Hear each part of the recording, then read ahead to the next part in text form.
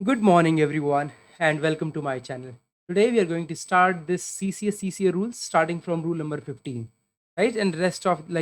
before this, we have completed in the previous videos. We're going to start with rule number 15 onwards. Let's begin this. It says action on inquiry report. अब सब कुछ आपके पास inquiry report आ गई discipline authority. अब क्या क्या action लेती है जो है आपकी इंक्वायरी जो डिसिप्लिन अथॉरिटी है वो उसके बारे में पढ़ लेते हैं. The discipline authority, if it is not itself the inquiring authority for reasons to be recorded in writing, remit the case. वो अगर चाहे तो वो केस को रिमिट कर सकती है, वापस भेज सकती है. ठीक है, इंक्वायरिंग अथॉरिटी के लिए कि आप जाके इसको फर्दर जो है इसकी इंक्वायरी कीजिए और report and the inquiring authority thereupon proceed to hold the further inquiry accordingly करनी पड़ती है उनको. ठीक है, डिसिप्लिन अथॉरिटी जो है शैल फॉरवर्ड उनको क्या करना है, रिपोर्ट ऑफ द इंक्वायरी, जो भी इंक्वायरी रिपोर्ट ने वो की है ना उसके ऊपर जो है अपनी अपनी रिपोर्ट फाइंड करेंगी, एनक्लोज करेंगी. And if any help by discipline authority, तो उसके क्या करेंगे, copy of the report of the inquiring authority together with जो उनके अपने टेंटेटिव रीजन है फॉर डिसएग्रीमेंट. बिकॉज डिसएग्रीमेंट है तभी तो वो वापस भेज रहे हैं ना, तो वो जो डिसएग्रीमेंट के साथ अपनी कॉपी एनक्लोज करके, ठीक है, वो भेज देंगे वापस टू द गवर्नमेंट सर्वेंट को, वो एक कॉपी दे देंगे. तो वो जो गवर्नमेंट सर्वेंट है who shall be required to submit his written representation, उसके बाद अपनी रिप्रेजेंटेशन देनी है विद इन 15 डेज के अंदर उनको. ठीक है, और विद इन 15 डेज के अंदर the government who shall required to submit his written representation or submission to the decision within 15 days, whether the report is favorable or not. चाहे वो रिपोर्ट फेवरेबल गवर्नमेंट सर्वेंट के favour में है या फिर नहीं है, लेकिन गवर्नमेंट के जो गवर्नमेंट सर्वेंट है उसके पास जो है 15 डेज का टाइम होता है. और वो जो इन्होंने जो डिसिप्लिन अथॉरिटी ने जो इंक्वायरी रिपोर्ट के साथ में अपनी जो रिपोर्ट बना के जो उनकी भेजी है कुछ भी, ठीक है, वो जो है 15 डेज के अंदर अंदर रिप्रेजेंटेशन डाल सकते हैं उसके अंदर. तो in every case it is not necessary, it is necessary to consult the commission. देखिए, हर एक केस के अंदर जो है ये नेसेसरी, बहुत जरूरी है कि वो कंसल्ट करे यूपीएससी से. कौन? Discipline authority shall forward or cause to be forward to the commission for its advice, उनकी एडवाइस के लिए. तो उसके लिए क्या करना है, उनको क्या भेजना है यूपीएससी को, a copy of the report together with its own tentative reason for disagreement. ठीक है, if any with the findings of the inquiring authority, comments जो भी डिसिप्लिन अथॉरिटी जो भी कमेंट्स होंगे on the representation of the government servant. ठीक है, जैसे मान लिया उन्होंने दिया, जो उन्होंने सबसे पहले इंक्वायरिंग अथॉरिटी की रिपोर्ट ली, फिर उसके बाद में अपने जो भी उनके वो थे, जो उन्होंने अपनी रिपोर्ट भेजी वो डिसएग्रीमेंट वाली, तो वो अलोंग विद दिस जो है दोनों की दोनों आपको यूपीएससी को भेजनी है. बट कब? जब उनकी तरफ से 15 डेज के अंदर अंदर जब जो गवर्नमेंट सर्वेंट है वो अपनी रिप्रेजेंटेशन देंगे, तो अपनी रिप्रेजेंटेशन, कमेंट और इंक्वायरी रिपोर्ट तीनों चीज जो है वो यूपीएससी को भेजनी है. So comments of discipline authority on the representation of the government servant on the inquiry report and disagreement note if any. ठीक है, वो भेज देना है. द डिसिप्लिन अथॉरिटी जो है शैल forward a copy of the advice of the commission received under this to the government servant who shall be required to submit, if so desires, his written representation or submission within 15 days on the advice of the commission. अब discipline authority जो है shall forward क्या करना है, a copy of the advice of the commission received under clause A to the government servant who shall be required to submit, if so desires, his written representation. मतलब जब जब discipline authority ने जैसे एक copy इनके पास भेज दिया starting में, ठीक है, और एडवाइस के लिए डिसएग्रीमेंट की एडवाइस के लिए यूपीएससी को भेज दिया. अब यूपीएससी ने वहां से कोई भी एडवाइस दिया, वो एडवाइस भी, ठीक है, वो एडवाइस जो यूपीएससी की एडवाइस है वो भी जो है आपको उनके पास भेजनी है. और गवर्नमेंट सर्वेंट के पास यहाँ पर अगेन 15 डेज का टाइम है on the advice of the commission. ठीक है, तो the discipline authority shall forward a copy of the advice of the commission to the government servant who shall be required to submit his written representation or submission to the disciplinary within 15 days on the advice of the commission. ठीक है, अब इस case में क्या होगा, the discipline authority shell consider the representation. अब वो क्या है, कंसिडर करेंगे रिप्रेजेंटेशन को अंडर सब रूल 2. ठीक है, और क्या करेंगे, एंड रिकॉर्ड इट्स फाइंडिंग. और उसके बाद जो डिसिप्लिन अथॉरिटी अब कंसिडर करेंगे रिप्रेजेंटेशन को और अपनी जो भी उनकी रिकॉर्डिंग जो भी उनकी फाइंडिंग्स है उनको रिकॉर्ड करेंगे before proceeding further in the matter. ठीक है, अगर डिसिप्लिन अथॉरिटी को इनका ये ओपिनियन है that any of the penalties starting from this, यानी कि माइनर पेनल्टी अगर कोई भी लगानी है तो गवर्नमेंट से सिंपल क्या कर सकते हैं, इट शेल जो है make an order imposing such penalty, वो लगा देंगे. अगर डिसिप्लिन अथॉरिटी का जो है इनके पास ये ओपिनियन आता है कि इनको कोई मेजर पेनल्टी लगनी चाहिए, तो उस केस में it shall make an order such penalty, it shall not be necessary to give the government servant any opportunity. तो मेजर केस में जो है अब उनको कोई भी जो है, अगर माइनर लगानी है तो सिंपल सिंपल लगा दीजिए, अगर मेजर लगानी है तब भी is not suppose to send anything to the government servant की सीकिंग हिज की भाई आपको कोई रिप्रेजेंटेशन देनी है तो आप दे सकते हो. No, government servant it shall not be necessary, necessary नहीं है to give the government servant any opportunity of making representation on the penalty propose to be impose. तो ऐसा कुछ भी देने की जरूरत नहीं है. ठीक है, ये आपका रूल नंबर 15 कहता है आपका. तो इसमें कुछ जीआईडीज हैं, थोड़ा कुछ इंपॉर्टेंट है. जो हमने पिछली हालांकि वीडियोस में कवर कर रखे, but we will not go into this, deep में नहीं जाएंगे, सिर्फ अपर अपर जो वाला है वो वाला हम सिर्फ रीड करेंगे, ठीक है। ये कहता है self contained speaking and reason order to be passed and to issue over signature of prescribe disciplinary authority appealing authority, ठीक है। तो आपको जो भी ऑर्डर होगा वो सेल्फ कंटेन्ड स्पीकिंग और रीजन ऑर्डर होना चाहिए, and to issue over signature of prescribe disciplinary authority, ठीक है। फिर बोलता है not appropriate to bring in the past bad record in deciding the penalty, मतलब आपको जो प्रीवियस जो बैड रिकॉर्ड है ना उसको आपको कंसिडर नहीं करना है। जो भी प्रेजेंट केस में जिसमें आपकी डिसिप्लिन अथॉरिटी चली है, डिसिप्लिन जो चली है आपकी, जो डिसिप्लिन प्रोसीडिंग चली है, सिर्फ उसी को ध्यान रखना है, unless it is made the subject matter of a specific charge in the sheet itself. Higher जो डिसिप्लिन अथॉरिटी है instituting the proceeding competent to impose a minor penalty, higher discipline authority है इंस्टीट्यूटिंग द प्रोसीडिंग, जो भी proceedings को institute कर रही है, that is competent to impose a minor penalty, ठीक है। तो केस जो है should not be permitted to a lower discipline, अगर कोई भी हायर अथॉरिटी है, ठीक है, तो वो जब अगर वो फाइनल ऑर्डर निकालती है, should be pass by the such higher authority, जो भी कॉम्पिटेंट है। माइनर जब वो मेजर लगा सकते तो माइनर तो ऑटोमेटिकली लगा ही सकते हैं ना, तो ऐसा नहीं है कि भाई माइनर लगाना तो किसी नीचे वाले को भेजना, नहीं, case should not be permitted to a lower discipline authority, आप सीधा सीधा उसको फाइनल कर सकते हैं।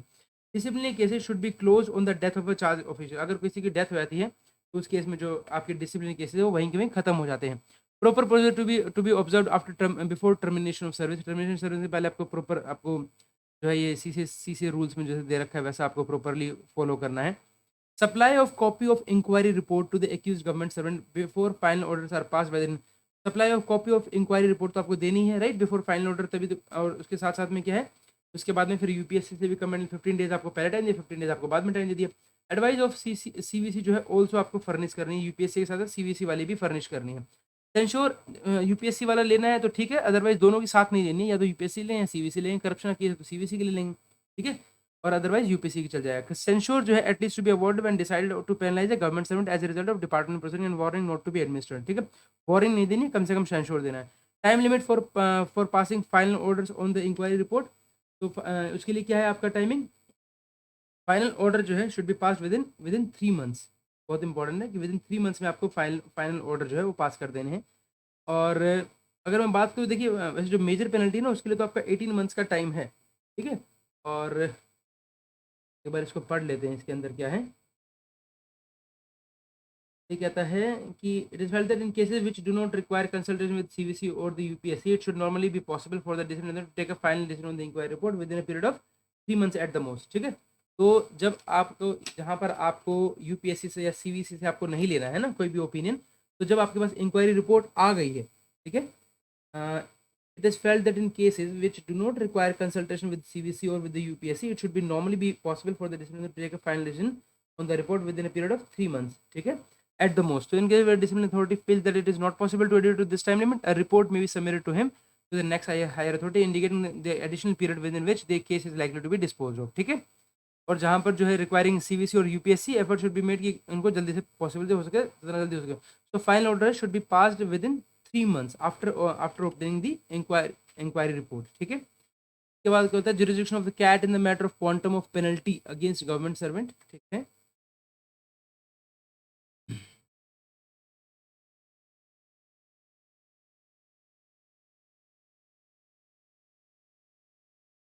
ओके,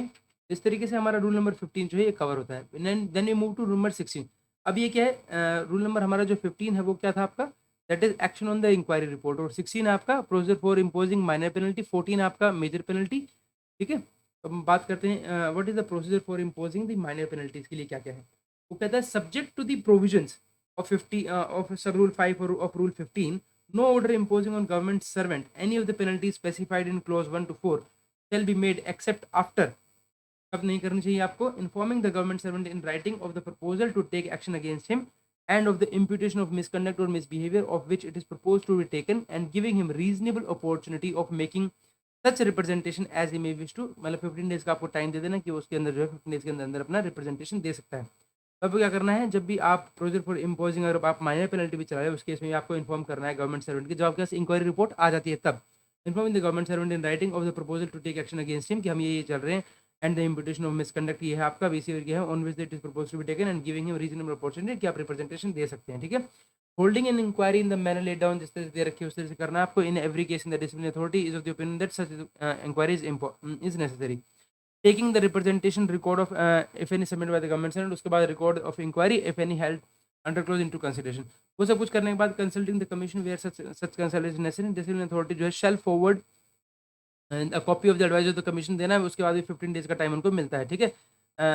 ठीक है, अगर वो डिजायर करते तो अपनी रिप्रेजेंटेशन दे सकते हैं वो on the advice of the commission to the disciplinary within 15 days. Recording of finding on each imputation misconduct आपको अपने रिकॉर्ड कर देना लास्ट में डिसिप्लिनरी अथॉरिटी को। Notwithstanding anything clause, देख if it is proposed to withhold increment of pay, अगर मान लीजिए आप इस तरीके से जो डिसिप्लिनरी अथॉरिटी है वो करती है कि withhold the increment of pay and such withholding of increment is likely to affect adversely,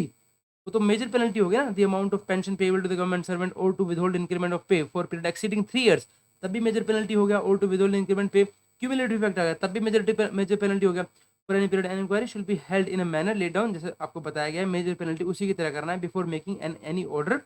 imposing on the government servant any such penalty. ठीक है, तो यहाँ पर बात करते हैं अब इसमें क्या है, अब माइनर पेनल्टी की बात करते हैं। मेजर पेनल्टी हमने देख चुके हैं, माइनर पेनल्टी में क्या करना है, the record of the proceeding in such case shall include क्या क्या,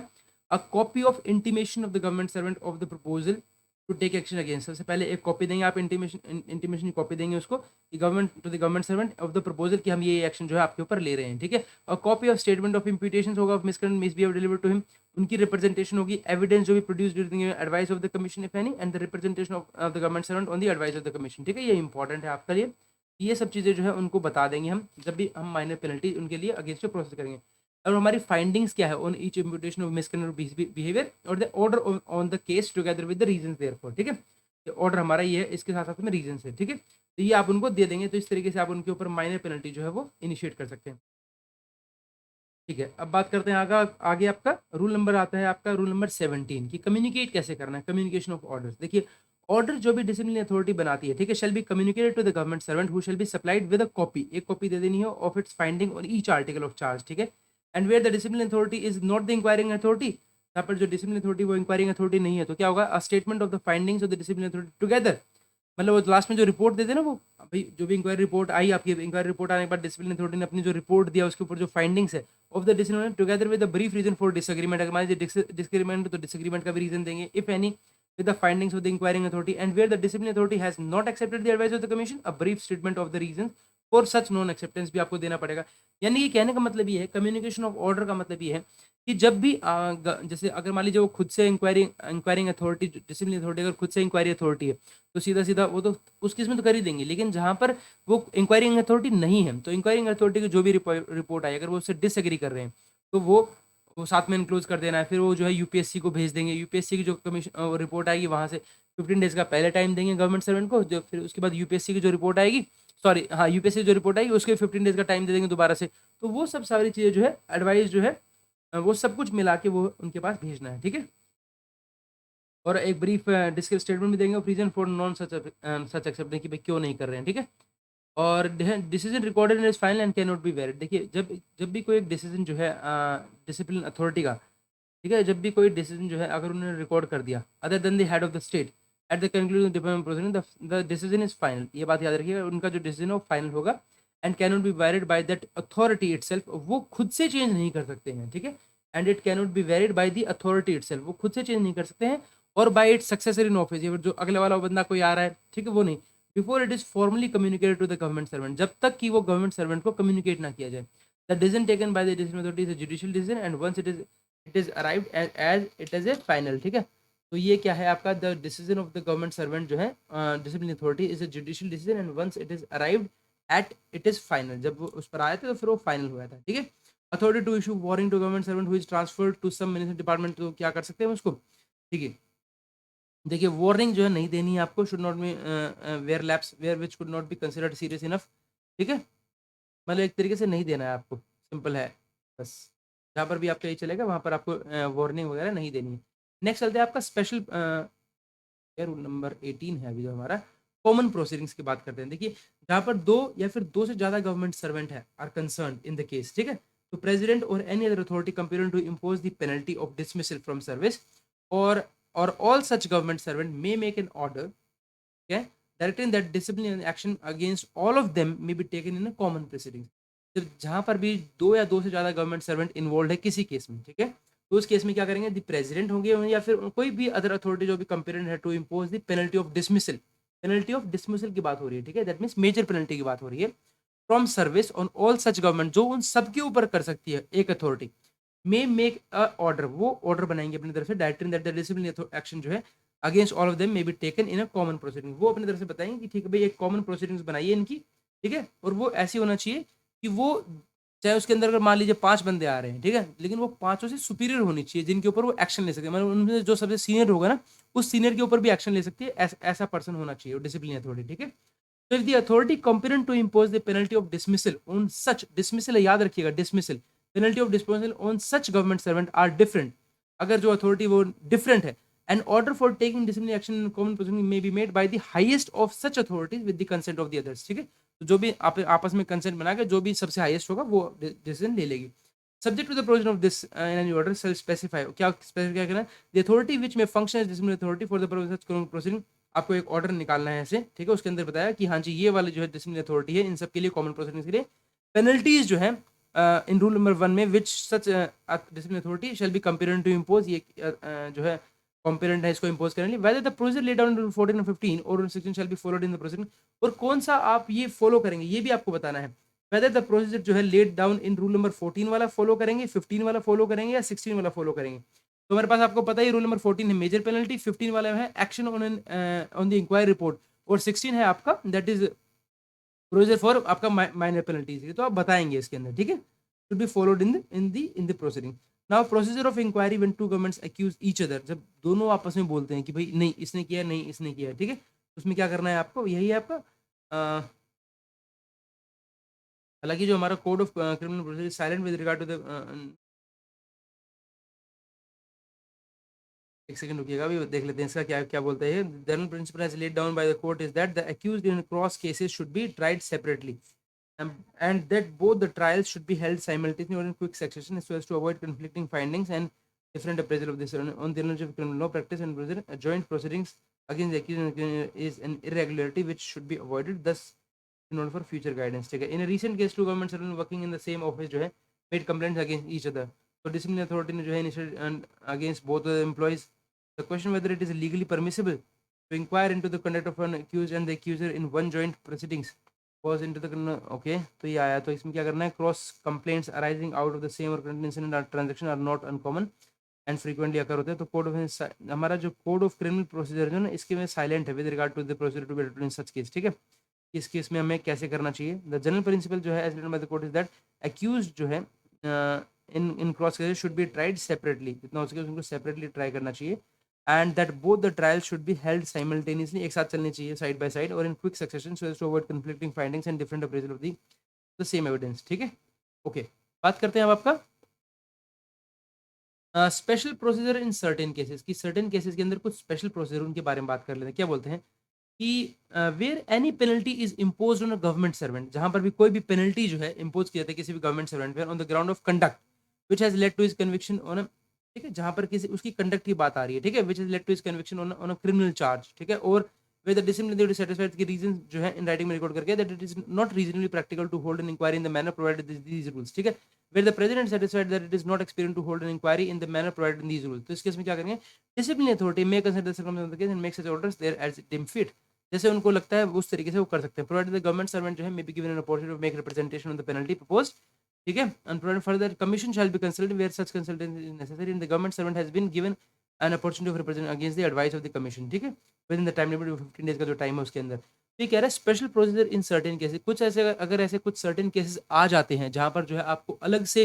वो करने की जरूरत है तो आप ऐसा कर सकते हो, ठीक है। तो जहां कहीं भी ऐसी any penalty is imposed on government servant on the ground of a conduct which is led to his conviction, ठीक है, अगर मान लीजिए कोई ऐसी penalty where any penalty is imposed on government servant on the ground of a conduct बोलता है, on the ground of a conduct, ठीक है, उस कंडक्ट की वजह से that has led to his conviction, उसकी जो है कन्विक्शन की वजह वो उसको चार्ज कर दिया गया ऑन अ क्रिमिनल चार्ज, ठीक है,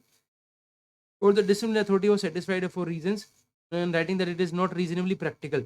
ये reasonably जो है practical नहीं है to hold an inquiry in the manner provided in these rules, तो उस केस में क्या है प्रेसिडेंट where the और या फिर प्रेसिडेंट या तो डिसिप्लिनरी अथॉरिटी अपने आप में जो है रीजंस रिकॉर्ड करके कह सकती है प्रैक्टिकल नहीं है तो वो कर सकते हैं, या फिर जो president is satisfied that it is not expedient to hold an inquiry in the manner provided in these rules. तो इस केस में भी आप जो है डिविएट कर सकते हो उसमें। आपको जैसे डिसिप्लिन अथॉरिटी में कंसीडर द सर्कमस्टेंसेस,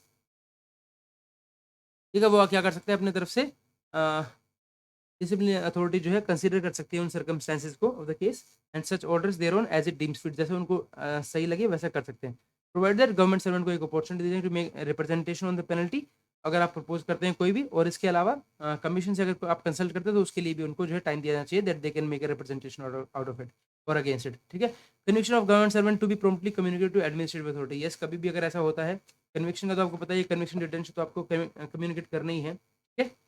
और action of conviction on criminal charge के ऊपर भी guiding principles for dispensing with conviction और अदर सर्कमस्टेंसेस। ठीक है, मतलब कन्विक्शन और डिटेंशन में तो आपको एकदम पहले ही देना है। ठीक है,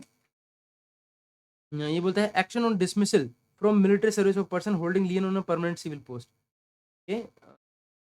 पर देख लेते हैं क्या कहता है। Action on dismissal from military service of persons, ठीक है, कोई भी पर्सन है जो action on dismissal from military service of person holding lien on a permanent civil post. Government servant who hold a lien in a permanent civil post appointment when employed in the army and in the course of his army service while continuing to hold the lien in the permanent civil post, he is dismissed. अगर वहाँ से उनको dismiss कर दिया जाता है from service, such dismissal cannot operate as an automatic dismissal from his permanent civil appointment. ठीक है, ये इंपॉर्टेंट है कि जो ऐसा जो है ना, अगर मान लीजिए कोई गवर्नमेंट सर्वेंट सिविल वाला है और उनको वहाँ पर उनकी थे, वहाँ पर आर्मी में थे, तो वहाँ से उनको डिसमिस कर दिया गया, तो वो ऑटोमेटिक नहीं होगा। ठीक है, वो ऑटोमेटिक डिसमिसल नहीं होगा उनका वहाँ से, can not be N automatic dismissal. The commissioner will in fact after the receipt of the order of dismissal from the army service, क्या करेंगे, एग्जामिन करेंगे, जो कमिश्नर अथॉरिटी है वो क्या करेगा, एग्जामिन करेगा केस को और merits and decide after giving the official concern opportunity of being heard and note he should be retained in service और any other suitable punishment awarded. ठीक है, whether or not he should be awarded, वो decide करेंगे examine करके। From the moment he is dismissed from service he is to be regarded as automatically reverted to his permanent, तो जैसे ही वहाँ से dismiss किया तो he is to be regarded as automatically reverted to his permanent civilian appointment में वापस आ जाएंगे for the period if any intervening between the dismissal from army service and the actual resumption of his permanent civilian appointment, he is to be considered as on duty. Okay, वो उसको भी duty माना जाएगा unless he is suspended. ठीक है, even जो उनकी जो ड्यूटी है, जो एक्चुअल रिजम्पशन है उनकी, इंटरवीनिंग कोई भी पीरियड है आपका between the dismissal from army service और the actual resumption of his permanent civil appointment, ठीक है, he is considered as a duty, as on duty, तो कंसिडर किया जाएगा कि वो ड्यूटी पर है unless he is suspended from service और ऑन लीव और एब्सेंट विदाउट अथॉरिटी। ठीक है, तो in view of it is not only fair and proper for the army authorities to give prior intimation in such cases to civil authorities and decided कि जब भी जो है मैंने any court martial proceedings are started against an individual who holds a lien on a permanent civil appointment, the army authorities should, the appropriate जो army authorities, they should communicate the fact of his parent department. ठीक है, and if it's dismissed from army service in person the court martial proceeding, the fact should also be communicated to the parent department by the fast possible means. ठीक है, तो आपको उनको वहाँ बताना है। ठीक है, बोलता है एक्शन व्हेन अपील और रिवीजन अगेंस्ट कन्विक्शन सक्सीड्स, जब आपने कन्विक्शन जो है उसके अंदर अगर सक्सीड हो जाता है तो क्या होगा, whether the acquittal should be charged in a still higher court. Okay, वो डिपेंड करेगा, अगर उसके अंदर लिख रखा है तो नहीं करना है आपको। ठीक है,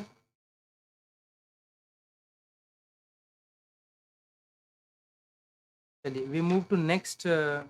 हमारा जो रूल आता है, रूल नंबर 20 आता है, इस पर हम देख लेते हैं एक बार क्या ये।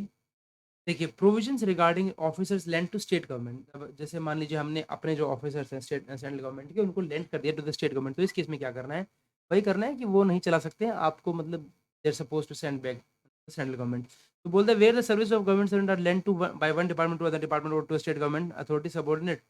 देयर टू और टू अ लोकल और टू, या फिर कोई सबऑर्डिनेट अथॉरिटी को दे दिया, फिर किसी लोकल अथॉरिटी को दे दिया और किसी अदर अथॉरिटी को दे दिया। ठीक है, उनको हम बोरोइंग अथॉरिटी बोलेंगे अभी। ठीक है, यहाँ पर हम किसी में बोलेंगे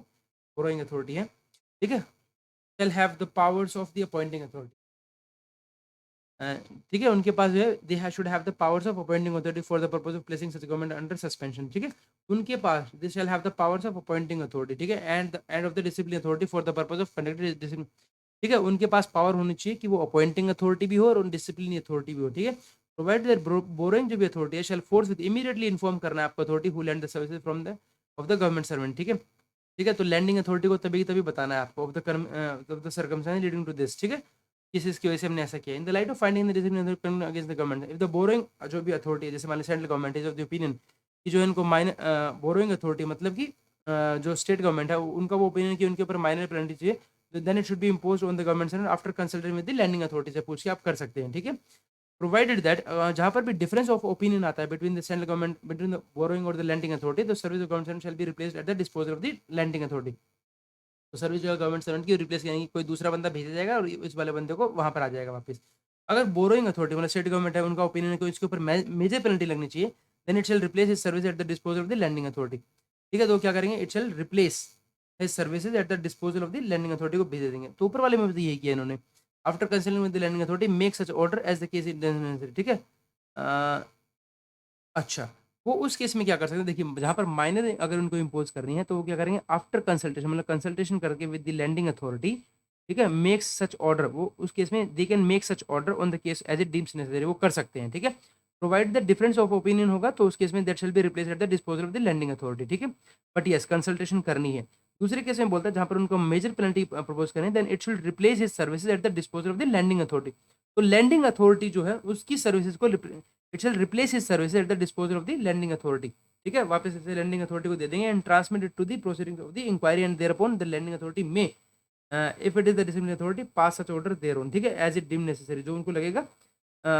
वो अपने तरफ से जो लैंडिंग अथॉरिटी वो मतलब सेंट्रल गवर्नमेंट एक तरीके से काम करेगी। If it is not the disciplinary authority, अगर वो खुद से नहीं है, then it will submit the case to the disciplinary authority where सच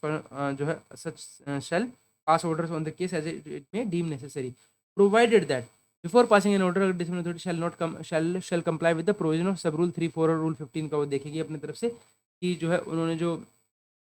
मतलब जो है इंक्वायरी रिपोर्ट जो है वो कैसी किस तरीके से वो चेक करेंगे सब कुछ। तो disciplinary authority may make an order under this clause on the record of the inquiry transmitted to it, वो उसके ऊपर काम कर सकती है by the borrowing authority after holding such further inquiry, या फिर चाहे तो वो फर्दर इंक्वायरी भी as it deem necessary as the case में भी, ठीक है, वो कर सकते हैं। इसके अलावा procedure to be followed when deputation comes to an end, तो इसमें क्या होगा,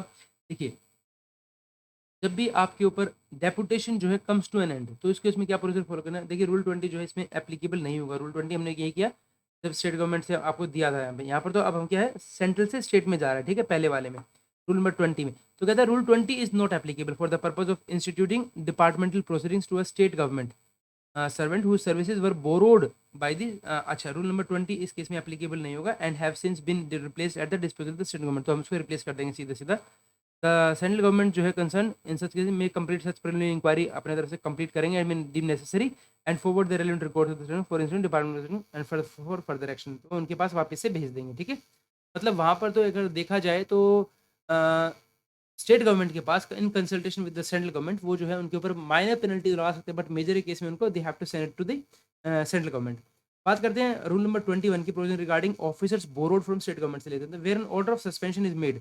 तो shall forthwith be informed of the circumstances leading to this and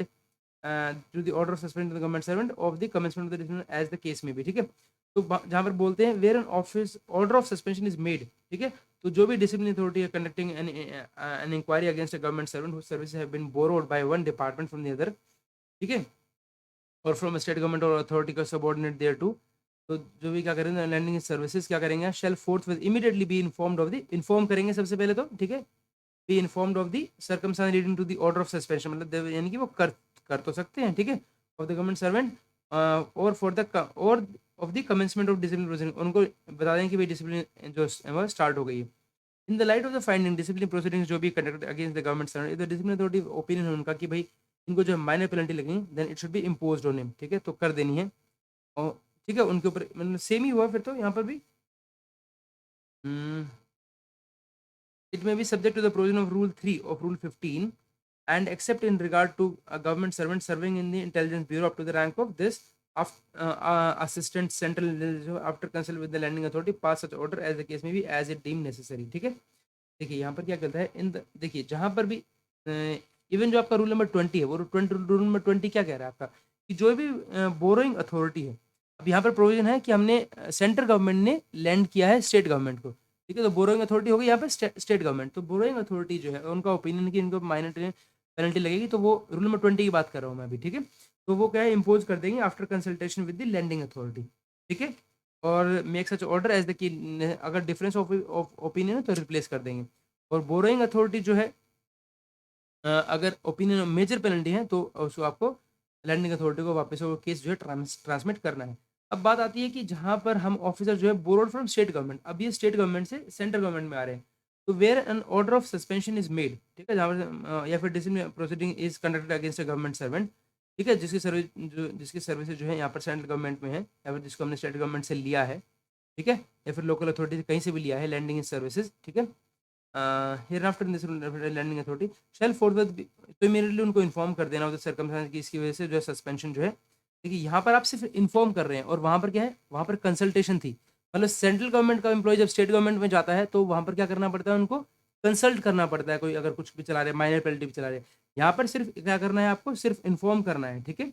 of the suspension की जिसकी वजह से ऐसा हुआ है। In the light of the findings discipline proceeding if the discipline authority वो कहते हैं कि नहीं, अब सेंट्रल गवर्नमेंट कह रही है कि नहीं, इसके ऊपर तो कोई मेजर पेनल्टी लगी, then it should be of rule should be imposed on you, तो क्या करना है उस केस में आपको, subject to the provision of rule 3 of sub rule of sorry sub rule 3 of rule 15 and except in the regard to a government servant serving in the intelligence bureau, मतलब कि वो इंटेलिजेंस ब्यूरो का बंदा नहीं होना चाहिए यहाँ पे, up to the rank of assistant central intelligence officer after consultation, ठीक है, वो बंदा नहीं होना चाहिए, अगर वो पर्सन है तो वापस भेज देंगे, नहीं तो after consultation with the lending authority, वो आप क्या करेंगे, वहाँ से स्टेट गवर्नमेंट से आप बात करके कंसल्ट करेंगे, मैंने कि जहाँ पर सेंट्रल गवर्नमेंट के जो एम्प्लॉय थे तो उनको आपको क्या करना है, अगर माइनर पेनल्टी भी लगानी है तो कंसल्ट करना पड़ता है, लेकिन स्टेट गवर्नमेंट वाले में आपको मेजर पेनल्टी के लिए कंसल्ट करना पड़ता है, ठीक है, ये इंपॉर्टेंट है, as it necessary provided that in the event of difference of opinion between the borrowing the service of the government shall be replace the disposal, तो करना ही पड़ेगा, अगर डिसिप्लिन अथॉरिटी जो है ओपिनियन उनका मेजर पेनल्टी लेने तो of rule 11 should be imposed on the government servant, it shall replace the service of such government at the disposal of the lending authority and transmit it to the proceeding if the discipline authority का जो वो है, अगर वो चाह रहे हैं, ठीक है,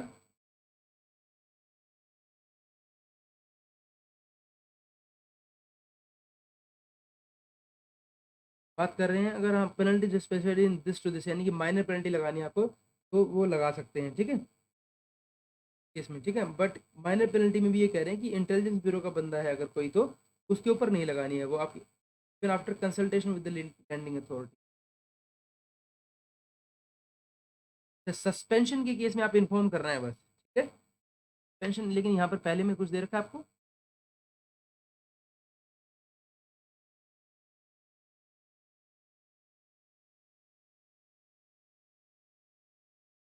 ओके, आई थिंक हमने मिस कर दिया था ये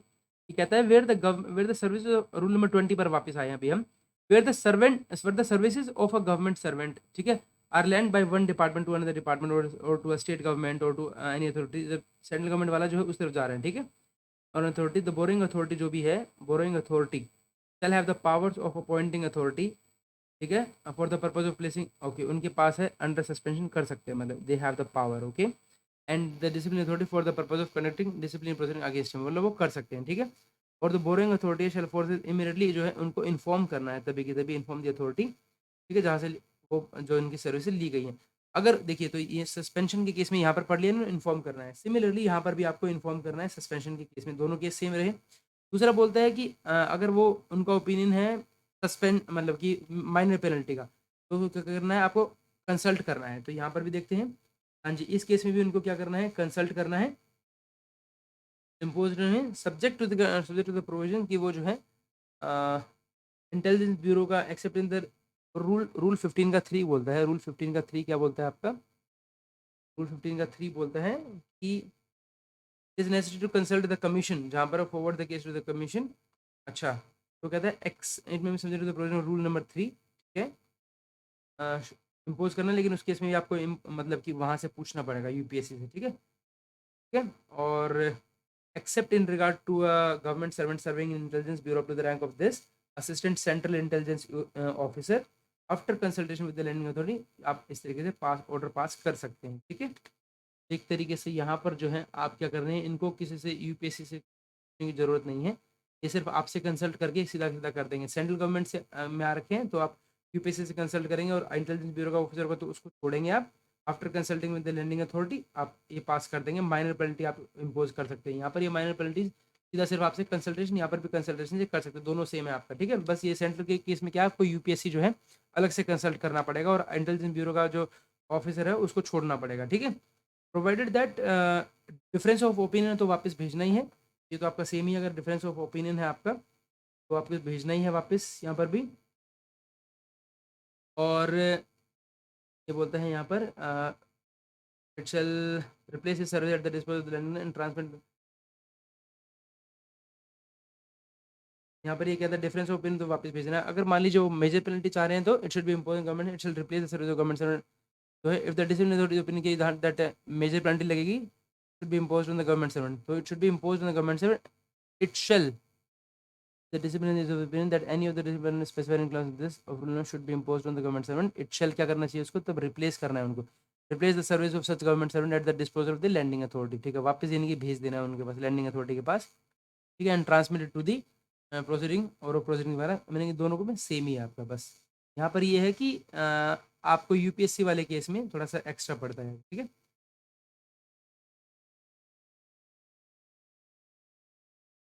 नहीं यहाँ पर भी सेम ही है आपका, यूपीएससी से कंसल्ट करना है, इट्स ऑलमोस्ट ऑलमोस्ट सेम है आपका। ठीक है, बात करते हैं रूल नंबर 22 की। रूल नंबर 22 क्या कहता है आपका, orders against which no appeal lies, मतलब जिसके अगेंस्ट में कोई अपील लाई नहीं करती है। ठीक है, ये बात करते हैं anything contain this part no appeal shall lie against an any order made by president. ये बहुत ज़्यादा इंपॉर्टेंट है यार, बहुत ज़्यादा इंपॉर्टेंट है कि अगर मान लीजिए कोई भी ऑर्डर अगर प्रेसिडेंट साहब ने बना दिया है तो उसके अगेंस्ट में कोई अपील लाई नहीं करती है। कोई भी ऑर्डर अगर इंटरलोक्यूटरी नेचर, लोक्यूटरी नेचर का मतलब, or of the nature of a step in the final disposal of authority other than an order of suspension, मतलब प्रोविजनली गिवन है। इंटरलोक्यूटरी नेचर मतलब प्रोविजनली गिवन है, that is to compel a spouse to play certain amount of money, compel a spouse to pay certain amount of money. Interlocutory nature का मतलब provisionally given है। Okay, any order of an interlocutory nature or the nature of the final disposal of other than an order of suspension. ठीक है, के against में भी कोई appeal लाई नहीं करती, इंटरलोक्यूटरी नेचर में भी कोई नहीं है, प्रेसिडेंट वाले में भी नहीं है। और any order pass by the inquiry in the course of an inquiry, तो उसके अगेंस्ट में भी रूल नंबर 14 में जहाँ पर मेजर पेनल्टी क्या बोलते हैं, any order pass by the inquiring authority in the course of an inquiry. ठीक है, तो उसके अगेंस्ट में कोई अपील नहीं है। ठीक है, ये बहुत ज़्यादा याद करने की जरूरत है, थोड़ा सा इंपॉर्टेंस है, ध्यान दीजिएगा कि कोई भी अगर ऑर्डर प्रेसिडेंट साहब ने बना दिया है तो उस केस में क्या है, कोई अपील लाई नहीं करेगी। ठीक है, कोई भी अपील नहीं, कोई इंटरलोक्यूटरी नेचर का मतलब कि प्रोविजनली गिवन है, एक तरीके से आपको बीच में दिया गया है। ठीक है, तो भी उसमें कोई अपील लाई नहीं करती, अभी तो बीच में है ना, फाइनल ऑर्डर थोड़ा ना। दूसरा, जब इंक्वायरिंग अथॉरिटी अगर मान लीजिए किसी कोर्स में आप बीच में आपको कोई ऑर्डर देती है, जैसे मान लीजिए, ठीक है, बीच में तो उनके पास 30 डेज का टाइम होता है कंप्लीट करने का, वो उसके बीच में कुछ दे रही है, वैसे नहीं कि आप उन केसेस के अगर आपको अपील करनी है अपील करेंगे आप लास्ट में जाकर डिसिप्लिन अथॉरिटी के पास। ठीक है, इंक्वायरिंग अथॉरिटी की पूरी आपके पास पावर होती है उस टाइम पे कि उसको वो करना होता है कंप्लीट। ठीक है, तो उसमें भी अपील जो है लाई नहीं करेगी। ठीक है, तो अपील लाई नहीं करेगी president order against the president order. ठीक है, और कोई भी इंटरलोक्यूटरी नेचर का मतलब प्रोविजनली अगर गिवन, ठीक है, या फिर जिसका जो नेचर है ऑफ स्टेप इन एड, मतलब एक तरीके से आपको वो जो उनको एक तरीके से हेल्प दी जा रही है किस तरह से, the final disposal of disciplinary proceedings other than an order of suspension, तो उसमें भी other than an order of suspension, order of suspension के अगेंस्ट में अपील है, लेकिन other than an order of suspension जो है अगर इंटरलोक्यूटरी नेचर का है तो उसमें नहीं है। ठीक है, any order pass by an inquiring authority in the course of an inquiry, कोई भी इसके अलावा कोई भी ऑर्डर अगर पास किया जाता है by an inquiring authority in the course of an inquiry, वो भी जो है अपील उसके अगेंस्ट में लाई नहीं करती। ठीक है, हाँ, बोलता है special provision for appeal in the case of rejection, अगर मान लीजिए केस रिजेक्ट कर देती है IO for engaging defence assistant from another station, तो उस केस में आपका हो सकता है आप अपील कर सकते हैं, बट इसके अगेंस्ट में नहीं। ठीक है, order against which appeal lies, अब किन के अगेंस्ट में अपील लाए करती है, बोलता है subject to the provision of this, मतलब ऊपर वालों में तो नहीं होगा। An order of suspension made or deemed to have been made, तो ऑर्डर ऑफ सस्पेंशन के अगेंस्ट तो आप लाइक कर ही सकते हैं, जैसे आपके पास सस्पेंशन का ऑर्डर आता है आप उसके अगेंस्ट में अपील कर सकते हैं। ठीक है, फिर an order imposing any of the penalty, ठीक है, रूल नंबर 11 में whether made by disciplinary authority और बाय द एपेलेट अथॉरिटी और द रिवाइजिंग अथॉरिटी, किसी के अगेंस्ट में भी हो आप जो है कोई भी अगर आपसे पेनल्टी लगाए थे, तो चाहे डिसिप्लिन अथॉरिटी लगाए, चाहे अपेलेट अथॉरिटी लगाए, या फिर चाहे कोई रिवाइजिंग अथॉरिटी लगाए, आप अपील कर सकते हैं। An order enhancing any penalty, ठीक है, अगर कोई भी ऐसा ऑर्डर जिसमें आपकी जो पेनल्टी है वो एनहेंस हो रही है और बढ़ा के लगा रहे हैं, तो उसमें भी आप लगा सकते हैं। एन ऑर्डर विच डिनाइज और varies two is disadvantage is पे, कोई भी आपका ऐसा ऑर्डर है जिसमें आपको डिनाई किया जाती है पे की, या फिर डिसएडवांटेज हो रही है आपकी पे में, ठीक है, अलाउंस को डिनाई कर रहे हैं, ठीक है, पेंशन में या फिर एनी और other condition services by rules and regulation, तो वो कर सकते हैं आप इसमें, ठीक है। इंटरप्रेट्स टू इट्स डिसएडवांटेज, कोई भी मतलब इस तरह से होता है कि उनको डिसएडवांटेज हो रहा है द प्रोविजन सच रूल और सच एग्रीमेंट, ठीक है, आप कर सकते हैं। कोई भी एक ऑर्डर जो कि स्टॉप करता है आपको at the efficiency bar in the time scale of pay on the ground of his अनप्रेस, मतलब जो थे ना जिसको हम पेनल्टी नहीं मानते हैं, ठीक है, उसके अगेंस्ट भी जो है अगर आप जो है अपील जो है लाई करती है, तो stopping him at the efficiency bar the time scale of पे, जो कि आपको अनफिट करता है टू क्रॉस द बार, उसके अगेंस्ट आप कर सकते हैं,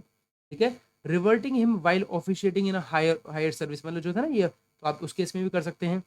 ये एक्चुअली पेनल्टी नहीं है, ये वाला जो फिफ्थ वाला जो हम पोर्शन पढ़ रहे हैं ये पेनल्टी नहीं है, ठीक है, हम पढ़ चुके हैं ना इसके बारे में कि ये पेनल्टी नहीं होती है। ये इट्स क्या, ठीक है।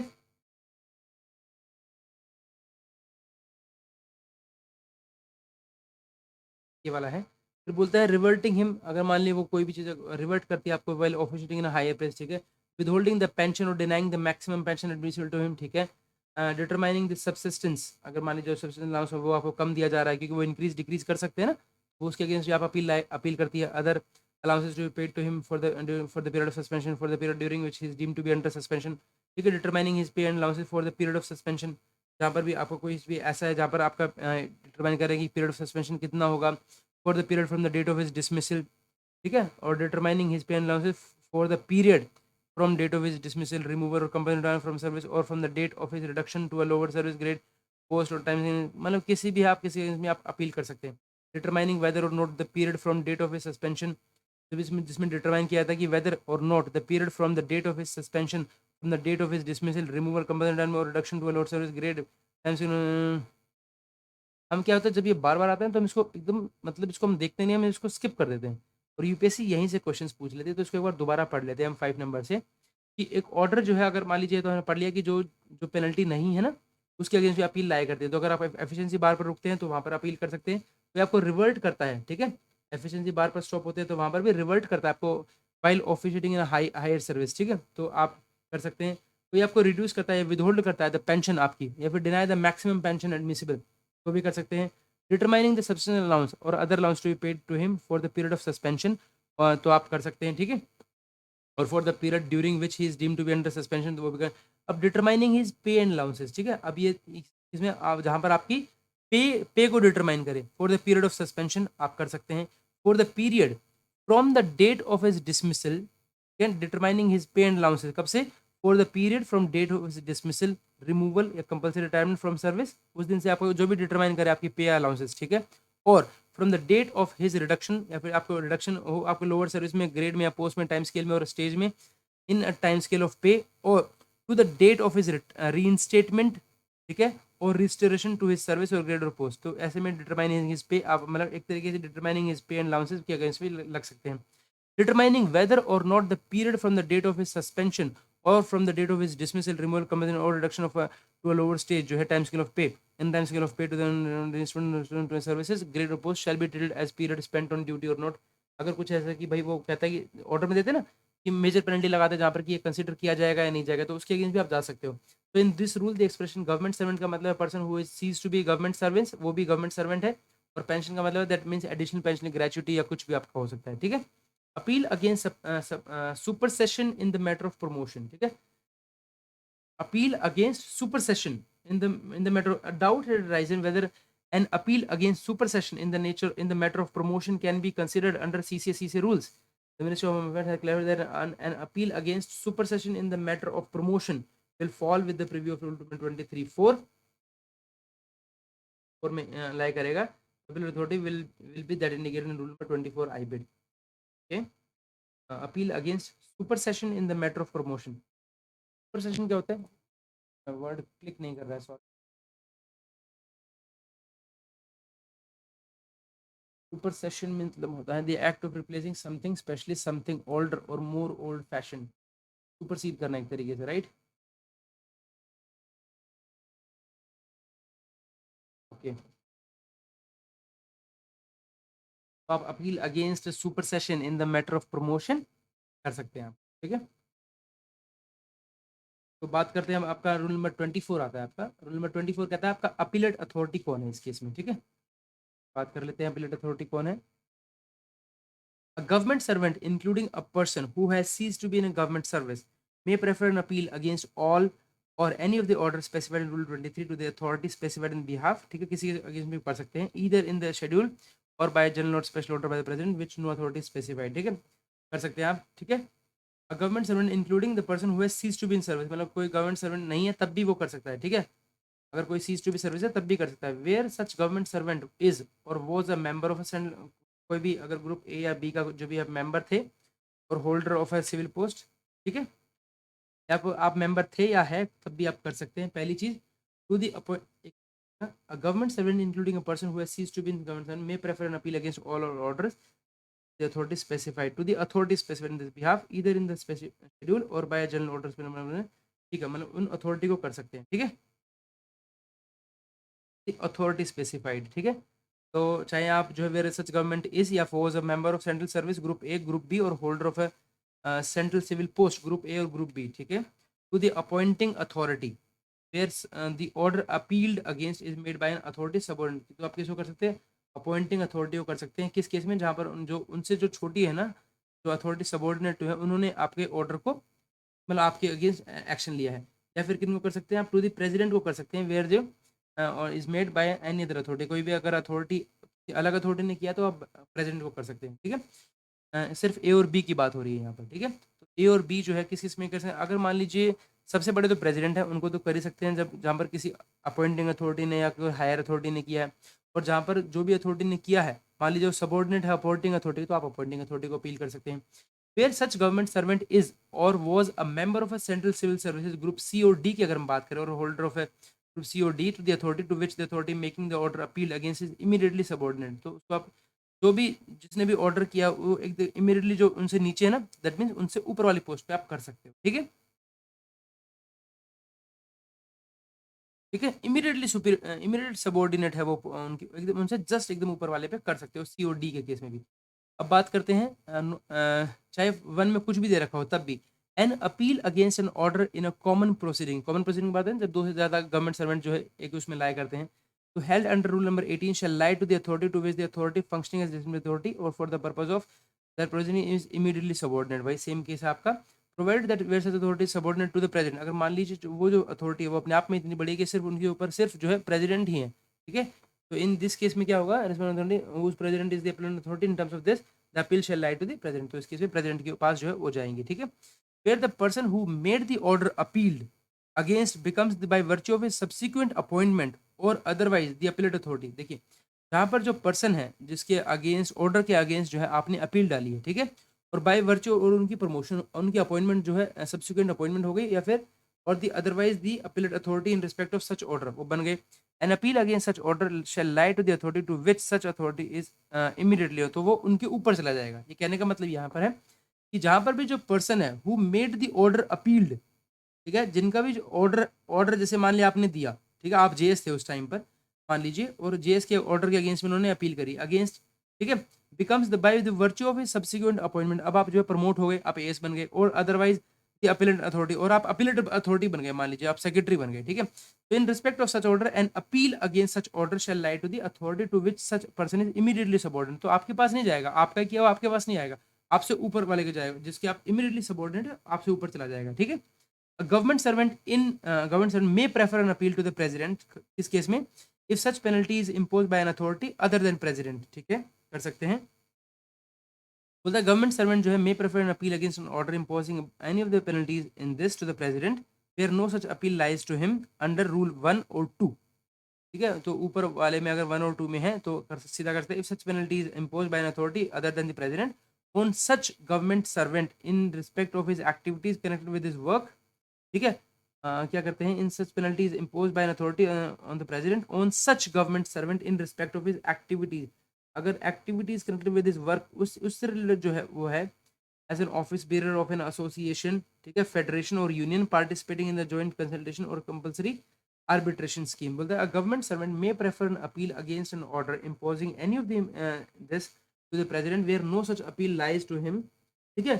अंडर सब रूल 1 और 2, मतलब सब रूल 1 और 2 में कोई भी अपील जो है सच लाइज टू हिम उनके पास नहीं है। If such penalty is impose by an authority other then president on such government servant in respect of his activities, किस अगर केस यहाँ पर ऐसा आता है जहाँ पर एक्टिविटीज जो उनका जो डिसिप्लिन अथॉरिटी है वो किस डिसिप्लिन प्रोसीडिंग चली है वो चली है आपकी activities connected with this work as an office bearer of an association, उसके रिगार्डिंग चली है, कोई फेडरेशन के रिगार्डिंग चली है, या कोई यूनियन के रिगार्डिंग चली है, या फिर कोई पार्टिसिपेटिंग इन जॉइंट कंसल्टेशन,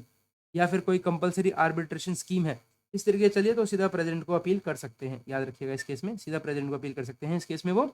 जब भी आप एक ऑफिस बियरर हैं ऑफ एन एसोसिएशन, फेडरेशन या यूनियन और participating in a joint consultation and compulsory arbitration scheme, तो आप सीधा जो है प्रेसिडेंट को कर सकते हैं। ठीक है, तो बोलता है गवर्नमेंट सर्वेंट जो है who are office bearer of the staff association or subject to the provision of the conduct discipline like other government servant act done by him which is directly or indirectly connected with his position of employment, he can prefer an appeal against such an directly to the president, directly to the president। ठीक है, अगर आप office bearer हैं तो याद रखिएगा इसका, that's important. If the connection of an bearer that in this case is covered under rule number 24(3) but is not accepted and his appeal is decided by some lower authority, it would still be open for him कि वो जाके जो है सीधा president को कर सकते हैं। ठीक है, appeal in case of a discipline order against an office bearer in office क्या करते हैं, all appeals to the president, ठीक है, should be place before the minister in charge. तो जो भी अपील जो है याद रखिएगा, कोई भी अपील अगर प्रेसिडेंट साहब को की जाती है तो इस केस में that should be place before the minister in charge, सबसे पहले मिनिस्टर इन चार्ज के पास रखे जाएंगे फॉर फाइनल ऑर्डर्स। ठीक है, irrespective of whether the general direction in various ministries relating to address to the president requires such submission note, चाहे submission करते हैं या नहीं करते हैं, चाहे डिपार्टमेंट की इंस्ट्रक्शंस है या नहीं है, कोई भी प्रेसिडेंट अगर अपील की जाती है प्रेसिडेंट साहब को तो वो इनवेरिएबली मिनिस्टर इन चार्ज को दिखाई जाएगी। ठीक है, should be placed before the minister in charge for final order, उन्हीं के पास जाएगी irrespective of whether the general directions in various ministries relating to the appeal address to the president requires such a submission or not। ठीक है, in this respect क्या बोलता है, specially जो person जो है serving in on accounts refer to this shall be disposed by the CAG. ठीक है, यहाँ पर जो है आपको मिनिस्टर की जगह पर जैसे अगर आप इंडियन ऑडिट और अकाउंट सर्विस की बात करते हैं तो सीएजी को दिखानी है। ठीक है, okay let's move to next question. It's period of limitation आपको पता है 45 डेज का टाइम है, that no appeal preferred under this part shall be entertain, कोई भी अपील जो है एंटरटेन नहीं की जाएगी unless such appeal is preferred within period of 40 days from the date on which a copy of the order appeal against is delivered to the applicant. ठीक है, appellant, इसके अलावा प्रोवाइड दैट अपीलेंट जो authority है may entertain the appeal after this period, अगर वो satisfied है कि इनको सफिशिएंट कॉज था for not preferring appeal in time तो आप दे सकते हैं, वो तो है ही। रूल नंबर 26 कहता है forms and contents of appeal, क्या क्या है आपका, every person preferring appeal should do so separately in and in his own name. ठीक है, अपील जो भी करता है शैल डू सो सेपरेटली करनी है एंड अपने नाम पे करनी है। अपील जो है shall be presented to the authority to whom the appeal lies, ठीक है, उन्हीं को देगी, presented to the authority to whom the appeal lies, a copy being forwarded by the appellant to the authority which made the order appealant against। ठीक है, shall be presented to the authority to whom the appeal lies, a copy being, और इसके साथ में एक copy भी देनी है उनको, किनको, by the appellant to the authority, जिनके ऑर्डर के अगेंस्ट आप ऐसा कर रहे हैं उनको भी एक कॉपी देनी है। It shall contain all material statement जो है और arguments on which the appellant lies, ठीक है, relies shall not contain the any disrespect or improper language उसके अंदर नहीं करनी है, and it shall be complete in itself. Authority जो भी which made the order appealed against shall on receipt of a copy क्या करेगा, forward the same with the comments thereon together with relevant records of the appellate authority without any avoidable delay and without waiting for any direction from the appellate authority। वो सीधा सीधा अपने पास है जो भी उनको लगता है उन्हीं को, जो भी एप्लीकेशन उनको वो देंगे ना, तो एक कॉपी उन्होंने अपीलेट अथॉरिटी को दिया और एक कॉपी इनको दिया, तो जो भी इनके कमेंट्स है वो लिख के और वो भी पूरे के पूरे डॉक्यूमेंट्स उनके पास भेज देंगे। ठीक है,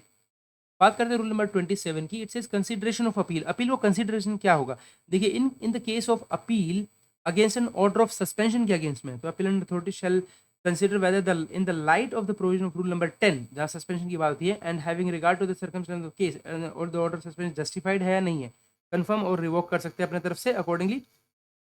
जहाँ पर जो अपील है that is imposing any of the penalties है, तो प्रोसीजर जो लेड डाउन है वो सही है, नॉन कंप्लायंस तो नहीं है उसमें, कहीं violation of any of the provision या फेलियर ऑफ जस्टिस तो नहीं है, finding the discipline authority are warranted by the evidence. ठीक है, मतलब वही जो है एविडेंस के बेस पे है या नहीं है, पेनल्टी एनहेंस, अगर वेदर द पेनल्टी और the enhance penalty impose is adequate है या नहीं है। ठीक है, एंड पास ऑर्डर्स तो कंफर्म कर सकते हैं, एनहेंस कर सकते हैं, रिड्यूस कर सकते हैं और सेट असाइड कर सकते हैं। तो अपीलेट अथॉरिटी के पास क्या है, वो अपनी तरफ से कंफर्म कर सकते हैं, उसको एनहेंस भी कर सकते हैं, रिड्यूस भी कर सकते हैं और सेट असाइड भी कर सकते हैं, पहली चीज। दूसरा, रिमिट भी कर सकते हैं, मतलब वापस भी भेज सकते हैं to the authority which impose or enhance the penalty. ठीक है, with such direction as it may deem fit, जैसे उनको ठीक लगेगा वैसा कर सकते हैं, provided that the commission shall be considered in all cases. ये बहुत ज़्यादा इंपॉर्टेंट है कि जब भी अपील होगा ना, तो उस केस में जो कमीशन है that shall be considered in all cases में आपको कमीशन से कंसल्ट करना है where such consult is necessary and the government servant has been given an opportunity of representing, उसको एक अपॉर्चुनिटी भी देनी है against the advice of the commission. ठीक है, 15 दिन का आपको टाइम मिलता है। If such enhance penalty which the appellate authority proposes to impose is one of the penalties specified in this, अगर मान लीजिए जो भी अपीलेट अथॉरिटी है वो प्रपोज कर रही है कि हाँ भाई जो है मेजर पेनल्टी लगेगी, ठीक है, इसके अंदर तो and inquiry under rule 14 has not already been held in the case, अगर मान लिए जो जिसके आपने अगेंस्ट आपको लेट्स से कि शुरू में जो है आपको माइनर पेनल्टी लग रही थी, आपने उसके अंदर अगेंस्ट में अपील डाल दी, अब जो है जो अपीलेट अथॉरिटी है वो कह रही नहीं नहीं इसमें तो मेजर पेनल्टी लगनी चाहिए, आपने तो गलत कर रखा है इस केस में, आप क्या करेंगे फिर इसमें? An inquiry under rule 14 has not already been held, the appellate authority shall itself hold such inquiry or direct that such inquiry be held in accordance with this on consideration of the president of such inquiry and make such order as it deem fit। तो मतलब क्या है, वो कर सकते हैं, enhance भी कर सकते हैं, ऐसा नहीं है कि हर बार रिड्यूस ही होगा, अपील में कई बार एनहेंस भी कर सकते हैं। That if such enhanced penalty which the appellate authority proposes, ठीक है, to impose is one of the penalties specified in this, जो कि major penalty of the rule number this, an inquiry under rule 14 has not already been held, और जो है inquiry जो है उसमें नहीं हुई है, ठीक है,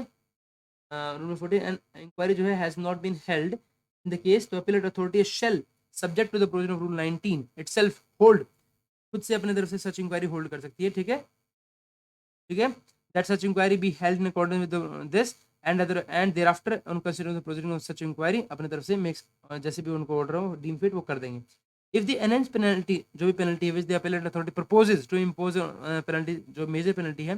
then inquiry under rule 14 has been held in the case, the appellate authority shall make such order as it deem fit, reasonable opportunity of making representation उनको दी जाएगी, रिप्रेजेंटेशन की आप दे सकते हैं, and no order imposing an penalty shall be made unless the appellate has been given a reasonable opportunity, तो आपको उनको देनी है, ठीक है, okay. Now in an appeal against any other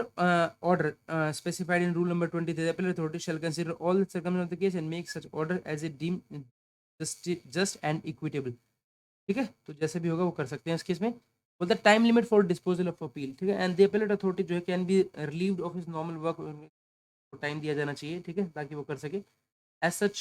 कोई टाइम नहीं है कि भाई एकदम इतने ही दिन में करनी है, ये यूपीएससी की बात हो रही है शायद, नॉट मिस्टेकन, अपीलेट अथॉरिटी की बात हो रही है, appellate authority can be relieved of his normal work, लेकिन यहाँ पर कोई भी टाइम स्पेसिफाइड नहीं है, ठीक है, pending over a month should be submitted by the appellate authority to the next, okay, 1 महीने का टाइम दिया है, we just read this out once again. बोलता है अपीलेट अथॉरिटी जो है can be relieved of his normal work to such an extent as it be necessary to enable him to devote that required time and attention to the disposal of the appeal, क्योंकि उनके पास काम बहुत ज़्यादा है, redistribute कर सकते हैं और उनको इस तरीके से टाइम दिया जा सकता है, ठीक है। तो बोलता है cases pending disposal for over a month, अगर मान लीजिए आप ओवर अ मंथ से आपके पास pending are reviewed by the appropriate higher authorities, तो क्या है, a separate detail statement of appeal pending for over a month should be submitted by the appellate authority to the next higher, उनको भाई उनको बता देना है कि भाई मेरे पास जो है इस तरीके से जो है बहुत सारे केसेस पेंडिंग है इनके, अपने indicative particular the reason of the account which they could not be dispose within a month, ठीक है, तो अकॉर्डिंगली जो है उनको वो अपने उनके काम को रीडिस्ट्रीब्यूट कर देंगे and then they can do it. Self content speaking order होना चाहिए reason to pass and to issue over signature of the prescribed, ठीक है, personal hearing at the description of penalty authority in major penalty case में आप कर ही सकते हैं, बताइए। फिर आता है हमारा रूल नंबर 28। रूल नंबर 28 कहता है implementation of orders in appeal, the authority which made the order appealed against shall give effect to the order pass by the appellate, जो भी अपीलेट अथॉरिटी ने ऑर्डर दिया है ना उसको कौन करेगा, जिनके भी ऑर्डर के अगेंस्ट में अपील हुई थी ना वही ऑर्डर को उनको इम्प्लीमेंट करेगी, ठीक है। रिविजन एंड रिव्यू, रिविजन ये बहुत इंपॉर्टेंट है रिविजन, ठीक है, थोड़ा ध्यान दीजिएगा इस पर कि चाहे कुछ भी हो किसी भी रूल में, प्रेसिडेंट है ना, president has the power to revise, president तो है ही सबसे ऊपर हो गए, फिर सीएजी हो गए इन द ऑडिट केस में, ठीक है, मेंबर पर्सन हो गए postal service board in the case of government servant, जो भी इंडियन पोस्टल सर्विसेज बोर्ड में है, ठीक है, तो ये कहता है मेंबर पर्सनल हो गए postal service board in the case of government servant serving in or under the postal service board and adviser human resource development department of telecommunication in the case of government servant serving under this telecommunication, तो यहाँ पर आपका आ गया कोई member personal आ गया in the case of postal services, and यहाँ पर आ गया आपका advisor human resource development in the case of department of telecommunication in the case of government servant serving in telecommunication boards. Further head of the department directly under the central government, ठीक है, in the case of government servant serving in an department or office, not being the secretariat or the post or telegraph board, ठीक है, under the control of such head of department. ये क्या कहता है आपका, important है आपका कि रिवीजन कौन कौन करता है, प्रेसिडेंट कर सकते हैं, सीएजी कर सकते हैं in the case of audit account service, member person करते हैं in the case of postal service board, advisor human resource development कर सकते हैं in the case of telecommunication board. Head of the department, head of the department कौन होता है यहाँ पर, the head of the department. Okay, एक बार देख लेते हैं हेड ऑफ द डिपार्टमेंट यहाँ पर कौन है। Head of the department for the purpose of exercising the power as appointing authority, discipline authority, appellate authority or reviewing authority, कुछ भी हो सकता है। Means the authority declared to be head of the department under the FRSR or the civil service regulation as the case में भी, ठीक है। तो मतलब कुछ भी अपॉइंटिंग अथॉरिटी भी हो सकते हैं वो, डिसिप्लिन अथॉरिटी कुछ भी हो सकते हैं। तो head of the department directly under the central government, सीधा सेंट्रल गवर्नमेंट के अंडर में है वो, ठीक है। तो यहाँ पर सेक्रेटरी की बात हो रही है in the case of government servant serving in an department, ठीक है, और ऑफिस, ठीक है, नॉट बीइंग द सेक्रेटरीट, लेकिन वो सेक्रेटरीट या फिर पोस्ट और टेलीग्राफ नहीं होना चाहिए, under the control of such head of department, ठीक है। और दी एपिलेट अथॉरिटी, ठीक है, मतलब यहाँ पर हेड ऑफ द डिपार्टमेंट हो गया, जैसे कि मान लीजिए कोई भी जो जैसे सेंट्रल गवर्नमेंट के जो अंडर में आते हैं ना, डायरेक्टली जो सेंट्रल गवर्नमेंट के अंडर, उनके अंडर में बात हो रही है। The appellate authority with in 6 months of the date of order propose to be revise, ठीक है। तो यहाँ पर देखिए, जैसे हम अपील का टाइम कितना था आपके पास, 45 डेज का है, और रिविजन का टाइम क्या है 6 months का है। The appellate authority with in 6 months of the date of the order propose to be revise, ठीक है, 6 महीने के अंदर कर सकती है। Any other authority specified in this behalf, जो भी प्रेसिडेंट ने कर दिया अपने तरफ से जनरल स्पेशल ऑर्डर से, तो वो भी कर सकते हैं। और इसके अलावा अब ये सारी अथॉरिटी जो है, may at any time either on his own motion, अपने आप से भी कर सकते हैं own motion, or otherwise call for the records, अपने आप को रिकॉर्ड्स, या फिर otherwise they can call for the records for inquiry, तो क्या कर सकते हैं, रिवाइज कर सकते हैं। Any order made under these rules or under these rules repealed by rule number 34, ठीक है, from which an appeal is allowed, ठीक है, but from which no appeal has been preferred or from which no appeal is allowed after consultation with the commission where such commission is necessary and may confirm, ठीक है। वो कहता है any order made under these rules or under the rules repealed by rule number 34, जो है repealed by rule number 34, okay. हाँ, मतलब एक तरीके से जो भी पहले वाले जो रूल है ये वही है, क्योंकि उसी को तो रिपील किया है ना इन्होंने, जो भी इससे पहले वाले जो रूल चलते थे, ठीक है। यस, तो ये कह रहा है कि उनके against, but from which no appeal has been preferred, लेकिन किस केस में कहता है, अपने तरफ से खुद भी कर सकते हैं, लेकिन from which no appeal has been preferred or from which no appeal is allowed, may at any time, अपने अपने आप से कर सकते हैं, अदरवाइज भी कर सकते हैं, रिवाइज कर सकते हैं कोई भी order under this rule or under the rules repealed by this is allowed, ठीक है। हाँ जी, but from which no appeal has been preferred, लेकिन from which no appeal has been preferred or from which no appeal is allowed after consultation with the,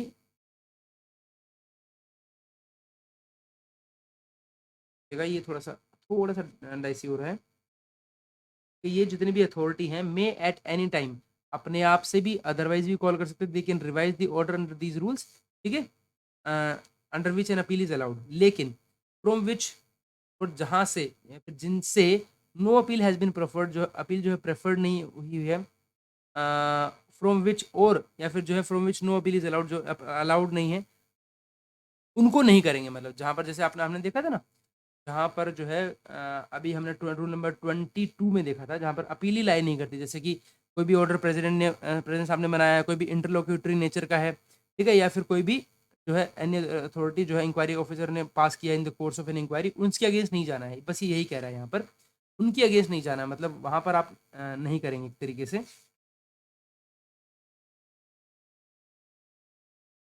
okay. तो ये एक तरीके से आप लिख सकते हैं यहाँ पर कि रेफर रूल नंबर 23 है, I think 22, sorry, rule number 22, मतलब ये वाले नहीं करेंगे आफ्टर कंसल्ट। लेकिन हाँ, अगर आप ये भी करते हैं, रिविजन करते हैं, तो इस केस में आपको invariably you have to consult with the commission, okay, commission से कंसल्ट करना है।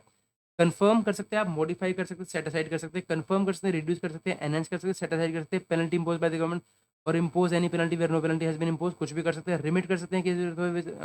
अथॉरिटी डायरेक्टर, सेम अथॉरिटी कर सकते हैं किसी अदर अथॉरिटी का director authority makes further inquiry, ठीक है, pass such order as it deem fit, कुछ भी कर सकते हैं आप, क्योंकि आपके पास तो रिविजन की पावर है ना। Provided that no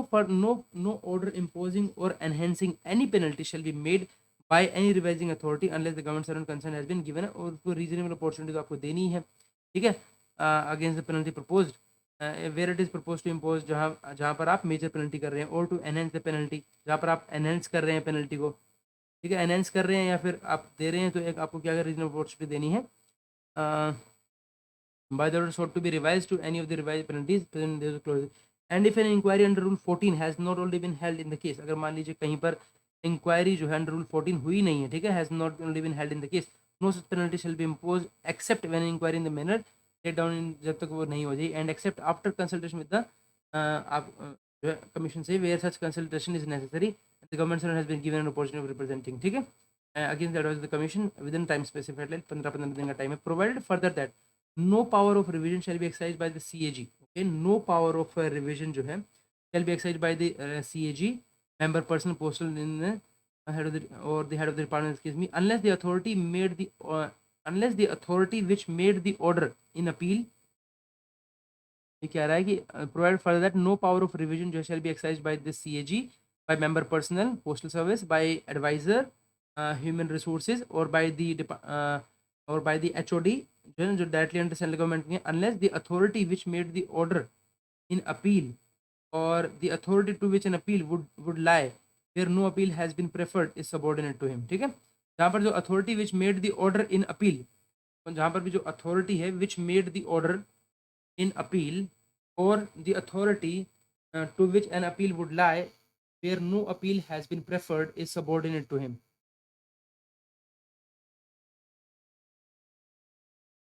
is subordinate to him, अगर उनसे उनसे नीचे है, अगर उनसे नीचे नहीं है ना वो, तो नहीं होगा, कह रहा है unless the authority which made the order in appeal, okay, जिसने ऑर्डर ऑर्डर निकाला अपील में, और the authority to which an appeal would lie there no appeal has been preferred, जहाँ पर authority to which appeal would lie is subordinate to him, हाँ, अगर इनसे इनसे छोटा है तो वहाँ पर जो है मतलब छोटा होना चाहिए, तभी आप कर सकते हो एक तरीके से, तो एक तरीके से जो भी जिसने भी जो ऑर्डर निकाला ना पहले, उनको आप रिवाइज तभी कर सकते हैं जब वो आपसे सबॉर्डिनेट होगा, the authority which made the order in appeal, unless the authority which made the order provided further that no power of revision shall be exercised by the CAG this as the case may be, unless the authority which made the order in appeal or the authority to which in will lie is subordinate to him, हाँ ठीक है, जब तक छोटा नहीं हो जब तक तो कर ही नहीं सकते ना obviously, no proceedings for revision shall be commenced until after the expiry of a period of limitation for an appeal, ठीक है, तो यहाँ पर क्या है, अपील का टाइम क्या है आपका 6 मंथ्स है, the disposal of appeal where such appeal has been preferred, or the disposal of appeal where any such appeal has been preferred, एक second, I would like to check the, यहाँ पर दे रहा है 6 month दे रहा है, the appeal authority with in 6 month date of order goes to be revise, ठीक है, 6 महीने का टाइम है, तो यहाँ पर कहता है आपका the authority which made the order in appeal, ये हो गया है, तो सबॉर्डिनेट होना चाहिए, no proceedings for revision shall be commence, जब तक शुरू नहीं करनी है, अंटिल आफ्टर, जब तक कि उसके बाद जब तक the expiry of period of limitation for an appeal, तो वो जो है no commence until after the expiry of period of limitation, period of limitation मतलब for an appeal, period of limitation तो सिर्फ 45 डेज का है, और जो disposal of the appeal where, अच्छा रिवीजन कह रहे हैं ना, ये रिवीजन तो जब तक नहीं होगा ना जब तक अपील आपने एग्जॉस्ट ना कर लिया, no procedure for revision shall be commenced until after the expiry, जब तक वो जो है पीरियड ऑफ लिमिटेशन आपका जो है 45 डेज का वो पूरा ना हो जाए, ठीक है, पहली बात, और the disposal of the appeal where any such appeal has been preferred, जहाँ पर वो जब तक वो डिस्पोजल वो अपील जो है ना वो वहाँ से डिस्पोज ऑफ ना हो जाए, ठीक है, पहली चीज़, दूसरा यहाँ पर no procedure shall be commenced after, ठीक है, यही an application for revision shall be dealt with in the same manner as it were an appeal under these rules, ठीक है, अपील की तरह ही करना है, एक तरह से अपील से आपका रिविजन वाला अपील अपील को तो रिवाइज करा रहे हैं आप, अपील का मतलब यही हो गया, उसी उसी उस पर चलेगा जैसे जैसे अपील में चला, self contained speaking and reason order होना चाहिए to pass in this and to issue over the signature of the prescribed revising authority, ठीक है,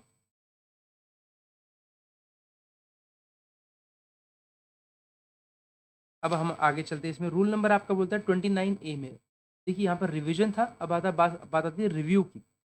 बोलते the president may at any time इधर ऑन हिज ओन मोशन। अब review कौन करेगा? Revise तो कर दिया, रिविजन आपने रिविजन में तो काफी सारे लगा दिए, अब रिव्यू की बात आती है। इधर on his own motion or otherwise review any order pass under these rules with any, जब भी कोई अगर कोई न्यू मटेरियल अराइज हो जाता है, ठीक है, अब या तो अपने आप से या फिर कोई न्यू मटेरियल अराइज हो जाता है which could not be produced and was not available at the time of this passing order under review, ठीक है, उस टाइम पे नहीं था, that was not available, and which has an effect of changing the nature has come to the brought to the notice, provided that no order imposing or enhancing any penalty shall be made by the president unless the government servant concerned has been given a reasonable opportunity, yes, no such penalty shall be imposed except after inquiring the matter, जो भी rule number 14 है, except after consulting with them where such consultation is necessary and the concerned has been given an opportunity, ठीक है, ये वही है पर आपका तो रिव्यू कर सकते हैं। जब तक रिव्यू कब करेंगे इसमें? प्रेसिडेंट अपने आप को सिर्फ करते हैं या फिर कोई नया मटेरियल कुछ हो जाता है तो वही केस वही रहेगा, आपको कंसल्ट करना है यूपीएससी से, ठीक है, बढ़ा सकते हैं। और अगर कोई भी आप देना चाहते हैं मेजर पेनल्टी तो वही केस है आपका सिंपल कि जब तक वो जो मतलब कोई भी अगर पेनल्टी लगाते हैं तो उसके लिए मेजर पेनल्टी के लिए आपको वो इंक्वायरी जो है वो होल्ड करनी जरूरी है, ठीक है। प्रेसिडेंट के पास पूरी पावर है, एक्सोनरेट कर सकते हैं आप, ठीक है, रिविजनरी पावर है।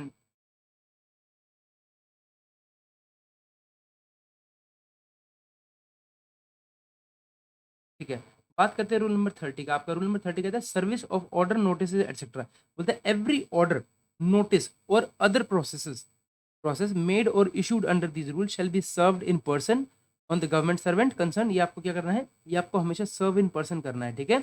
On the government servant concern or communicate to him by the registered post, या फिर आपको रजिस्टर्ड पोस्ट से भेजना है, ये बहुत इंपॉर्टेंट है। तो वो तो डिनाई कर देंगे कि नहीं मैंने तो लिया ही नहीं है, ठीक है ना। So the service of orders at residence of subordinate staff not to be made by gazetted officers. Service of orders at residence of subordinate staff not to be made by gazetted officers. Okay.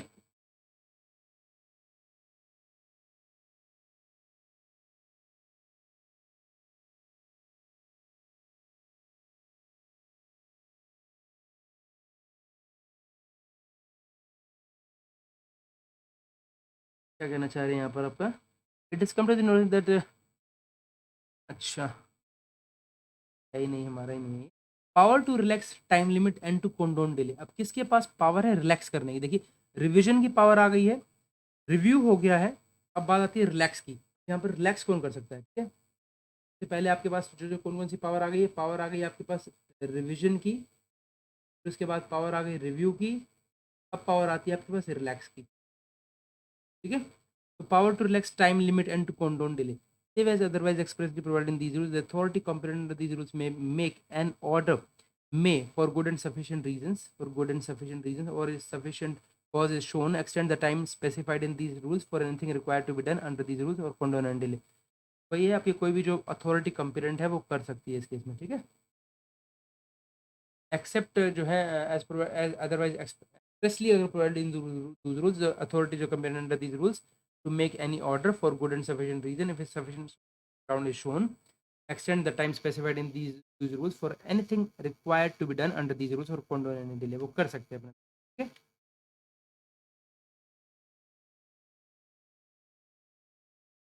Last में यही है कि आपको advice of the UPSC जो है आपको to be communicate to the delinquent government servant along with the final order of penalty. Advice of the UPSC आपको invariably देनी ही है उनके साथ, ठीक है।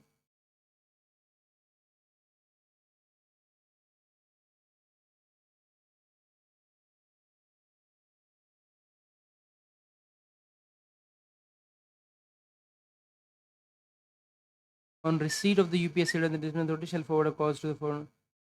who shall be required to file a return submission, ठीक है, देनी है आपका।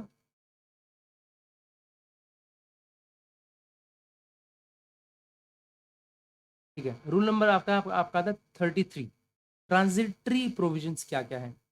तो ट्रांजिटरी प्रोविजंस में क्या है आपका? On and from the commencement of these rules, ठीक है, and until the publication of the schedules under these rules. तो ये कहना चाह रहे हैं यहाँ पर कि जो भी आपकी जब तक ये शेड्यूल्स जो है यहाँ पर पब्लिश नहीं हो जाते, on and from the commencement of these rules, okay, and until the publication of schedules जो है in these rules, the schedules of the central CCA जो पहला था आपका 1957 वाला वो, and the civilian in defence services CCA 1952 वो वाला, as amended from time shall be deemed to be the schedule, इसके माना जाएगा, ठीक है। to whom they are immediately before the commencement of these rules applicable, and such schedule shall be deemed to be the schedule reflecting the corresponding with these rules. ठीक है, repeal और saving की बात करते हैं. रिपील कौन कर सकता है इसको, ठीक है, subject to the provision of under rule number 33, the rule number जो है 1957 और 1952 वाले जो दोनों वाले हैं, एंड एनी नोटिफिकेशन और order issued thereafter in so far as they are inconsistent with these rules are hereby repeal कर देते हैं उनको. ठीक है, प्रोवाइड दैट सच रिपील जो है shall not affect the previous operation of the said rules, उसको affect ना करे, और एनी नोटिफिकेशन ऑर्डर इस तरीके से, और any proceeding under the said rules pending at the commencement of these rules shall be continued and dispose of. ठीक है, तो उन पर भी कोई फर्क नहीं पड़ेगा as far as they may be in accordance with the provision of these rules. ठीक है, nothing in these rules shall be considered as depriving any person to whom these rule apply any right of appeal, मतलब एक तरीके से किसी तरीके से भी राइट ऑफ अपील जो है उसको डिस्पोज ऑफ नहीं करेगा, which had accrued to him under these rules under the rules notification orders before the commencement of these rule, मतलब राइट ऑफ अपील जो है उसको डिनाई नहीं करेगा. ठीक है, उसको डिप्राइव नहीं करेंगे ये रूल भी. ठीक है, any appeal pending at the commencement of these rules, ठीक है, against an order made before such commencement shall be considered, and orders thereon shall be made in accordance with these rules, and if such orders were made and the appeals were preferred under these rules. ठीक है, an appeal, कोई भी अगर appeal मान लीजिए pending है at the commencement of these rules, ठीक है, जैसे ये रूल्स शुरू हुए तब से एक अपील पेंडिंग है against an order made before such commencement, कि पहले जो भी ऑर्डर है जो पहले बन गया इन रूल्स के पहले से, ठीक है, shall be considered and orders thereon shall be made in accordance with these rules. तो जो है ऑर्डर आप किस तरीके के आप in accordance with these rules बनाएंगे, and if such orders were made and the appeals were preferred under these rules. ठीक है, and such orders were made, इस तरीके से आप बनाएंगे जैसे कि वो इसी रूल के अकॉर्डिंग बनेंगे. As from the commencement of these rules any appeal or application for review against any order made before such commencement shall be preferred and or made under these rules if such order were made under these rules, provided that nothing in these rules shall be construed as reducing any period of limit. Nothing in these rules, okay, shall be construed as reducing any period of limitation for any appeal review provided by any rule in the force before the commencement of these rules. ठीक है, limitation power of जो limitation period of limitation उसको कम नहीं करेगा. Removal of doubt में बोलता है in any case अगर डाउट अराइज होता है interpretation of any these rules the matter shall be refer to the president को रेफर करना है. ठीक है, और such other authority as prescribed by the president by general order. ठीक है, and the president shall decide the same. ठीक है, प्रेसिडेंट या फिर कोई भी जनरल स्पेशल ऑर्डर से कोई भी सच अथॉरिटी कुछ भी होता है. ठीक है, note by the central government. ठीक है, याद रखिएगा रिमूवल ऑफ डाउट जो है वो कौन करेगा, सेंट्रल गवर्नमेंट नहीं करेगा, इसमें प्रेसिडेंट करेंगे. ठीक है, तो इस तरीके से हमारा ये जो रूल है ये कंप्लीट हो जाता है आपका. और इसके अंदर कुछ जो है शेड्यूल दे रखे हैं, दैट्स रियली इंपॉर्टेंट. शेड्यूल एक बार वैसे तो इजी है, इसके अंदर हम देख चुके हैं 2-3 बार इसको, but still I would request कि आप इसको एक बार देख लीजिए कौन कौन से इसके अंदर शेड्यूल आते हैं. शेड्यूल आते हैं इसके अंदर 5 शेड्यूल है, जिसमें आपका ग्रुप ABCD आ गया, सेंट्रल सिविल सर्विसेज वाला, और जो बी वाला है उसके अंदर BCD है, और पोस्ट वाला है civil post and defence services BCD है, और जो सिविल पोस्ट जो ग्रुप ए है वो ग्रुप ए के साथ में ही है हमारे साथ में. ठीक है, मतलब central civil services group A वहाँ पर आ गया है. ठीक है, नहीं इसके अंदर है ही नहीं, sorry, civil post in defence services है ही नहीं इसके अंदर. Civil post in defence services group A कहाँ है, नहीं इसके अंदर नहीं है, नहीं नहीं है नहीं, लेकिन इसके अंदर except in civilians defence services सब में दे रखा है यहाँ पे central civil for civilians in defence services. Civil post का है सब जगह, लेकिन ग्रुप ए का नहीं है इसके इंक्लूड. ऑलराइट, तो इस तरीके से हमारा ये खत्म होता है. I hope you like it. With this thank you so much and keep studying.